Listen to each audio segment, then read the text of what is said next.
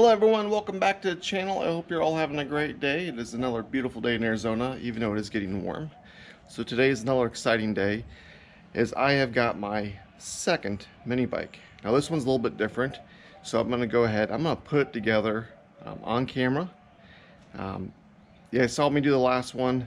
This is the 100cc model, so it's right there. I did have to take the box off just so the UPS guy could inspect that it wasn't overly damaged.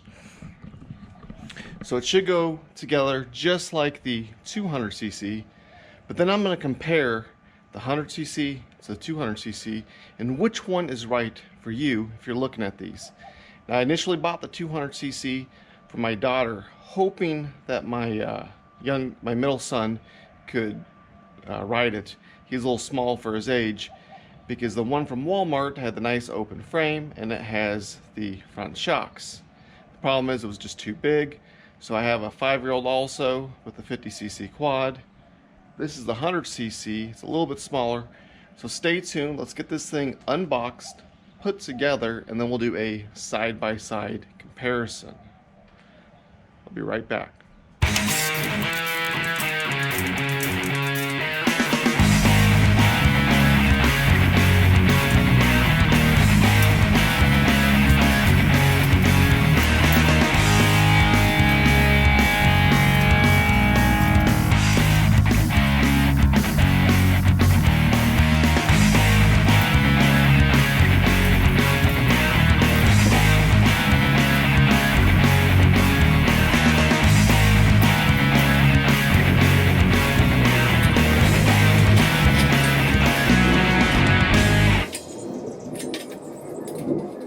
Well, okay, there you go. It is put together. It was literally 10 minutes. It was really helpful having a motorcycle jack. A milk crate would work fine, some 2x4s to get it up off the air. This one is much easier to put together than the big one. Let's walk around this real quick. So it is not perfect by any means. It came with some damage, a little bit there. There's a nick there and there, and I just don't care. I know my kids are gonna knock it over. So really you're putting this bolt on here, that bolt there, put this on. You got the one bolt here, and then the 2 bolts there for the fender, and then the tire. I did put a little bit of Loctite on for the tire. I might take these off and put some on there. So now, if you recall from my mini bike build video on the 200, and we'll compare those here shortly, it started like second pull. So I did put oil in this, I did fill it up with gas. I haven't pulled the pull start, I've just removed everything. So let's get this started and then let's get them compared. That on, and let's see. On. 2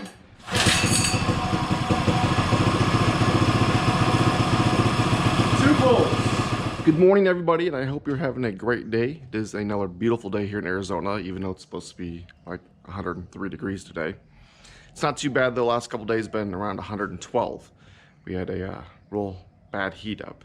Anyways, so today I want to talk about these, the Coleman mini bikes, and I want to do a side-by-side comparison.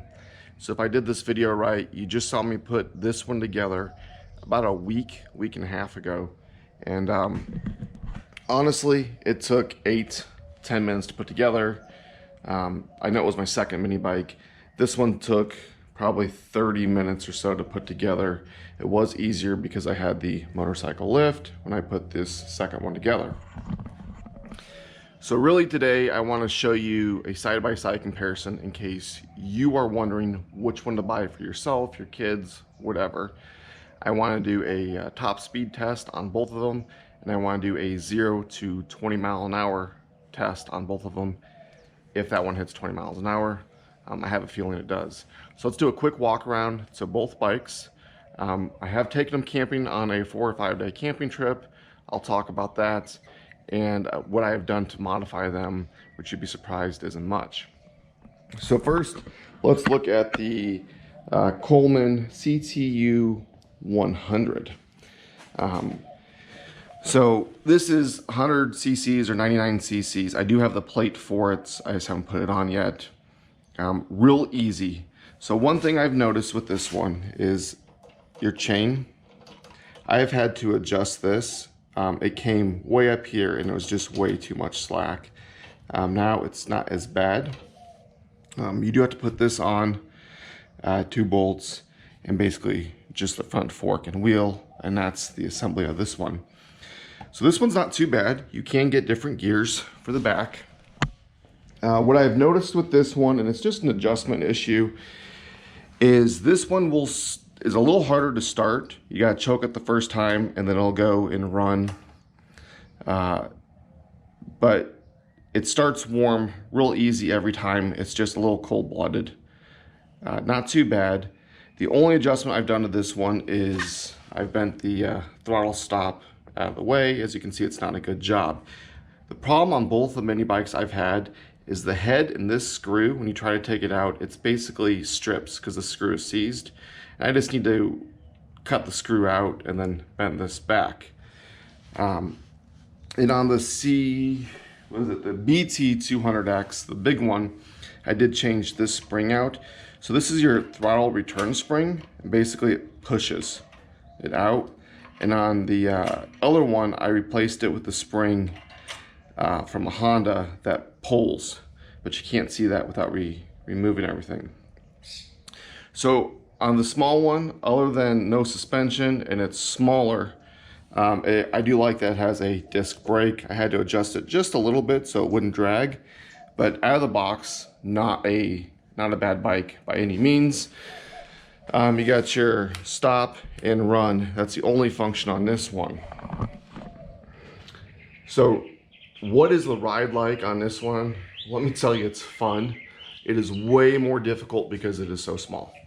I got this one for my 10-year-old because he's on the smaller side. I was hoping to get him to 200cc, but this is the right height for him. The funny part is when he rides this up in the woods, you know, gets some rutted out roads where people have made mud puddles or whatever, he looks like a piece of popcorn bouncing on a paper plate, just boom, boom, boom, boom, boom.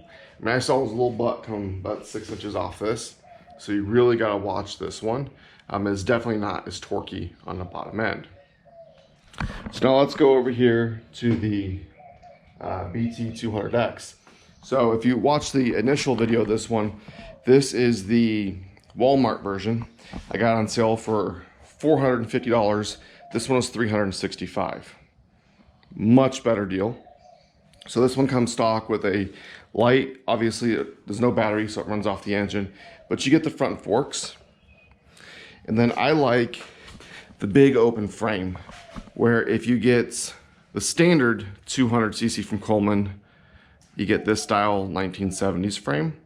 And mind you, they both have the flip up. So I like the big frame. It's 196 cc's. A little bit more to put together, but much smoother ride, obviously, because you have a fork, you got bigger tires, you can let the shocks out. Same controls up here. The difference is the brake. It is not a disc brake. It's more of a drum brake or something, but not bad. It stops, you'll lock the tires up really easy. So this one's different when it starts, and I know I just probably should adjust it. Every time you start this, even when it's warm, you got to put the choke on. It'll start in one pull. I mean, I was up at 7,000 feet altitude, no issues. All the riding controls are the same, better seats. I do have some dents in it, and you can see here, broke that. I got some dents here. So this is for my 12-year-old daughter. She fits on it perfect. She is tall, but I mean, I had a guy that was riding this who was 6'4".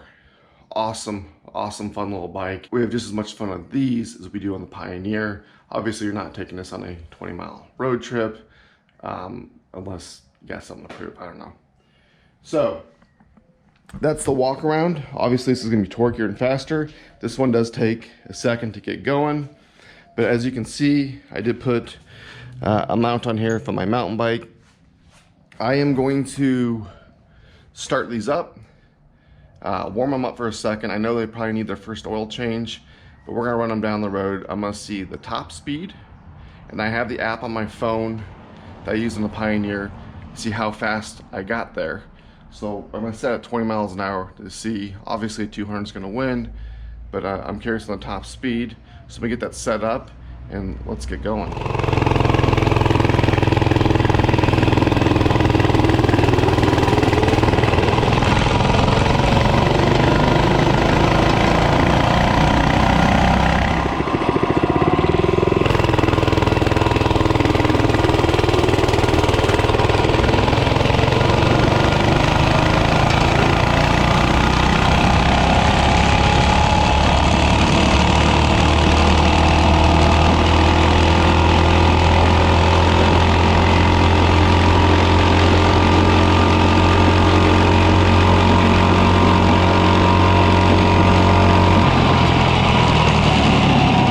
So wow, that was pretty interesting.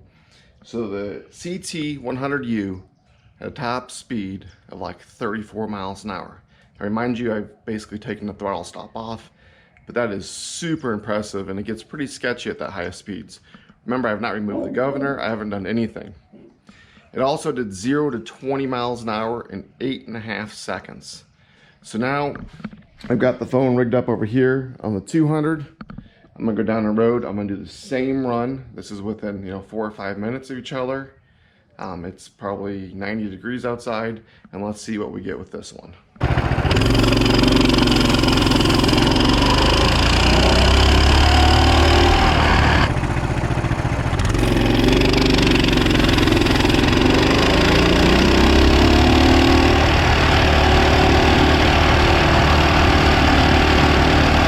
Well, there you have it between the two if you're looking at buying.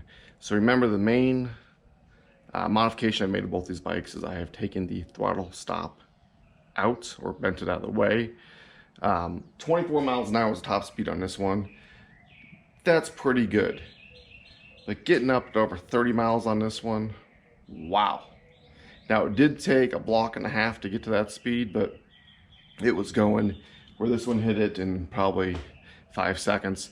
The big bike did 0 to 20 miles an hour in 2.8 seconds. I actually did it 2 or 3 times. One of them was 2.79 or something like that. So 2.8 seconds, not too bad. Where this one took 8.5 seconds. But if you head along straightaway, this one is gonna crush this one. There you go, there's my comparison of the two bikes. Which one should you get if you need one? That's on you. If it was me, I would obviously opt for the big one. I know it's not as fast in the top end. You could always remove the governor. You could put a torque converter kit, do all kinds of stuff. It's just more comfortable having that front shock. The bigger tires, you can narrow them down just a little bit. But if you got little kids, here you go. Obviously, there's no suspension, so their butt's gonna pop up quite a bit. Just watch that throttle stop. Again, 35 miles an hour for this. If they're not wearing jeans and long sleeves and the helmet, they're gonna get some road rash if they lay it down. Both these bikes do have a little bit of road rash from camping, but my kids laid them down at 4 or 5 miles an hour. So there you go. Don't forget to give me a big thumbs up if you liked the video. Don't forget to subscribe, and until next time.